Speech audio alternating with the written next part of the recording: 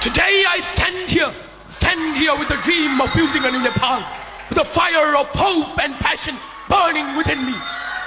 But my heart is heavy because this dream seems to be slipping away. Rise and shines, futures of this upcoming imperial empire.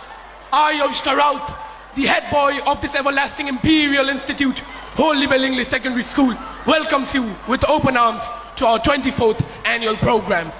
I put myself before you this moment to shed light within your consciousness by piercing the dark nimbus that circles above you. I am present here today to immortalize a monumental change in the course of history. Nepal, our mother, this country gave us birth, nurtured us. But what did it ask in return? Just our honesty, our hard work, our contribution. But what are we doing?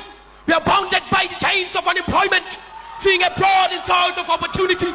We are trapped by the selfish games of political parties. Corruption has woven a web that is extinguishing the light of our futures. Youth, rise! We are the torch bearers of change. If you do not raise our voices, who will? If you do not raise our voices, who will? If you do not build this nation, who will? We are the fire that will burn away the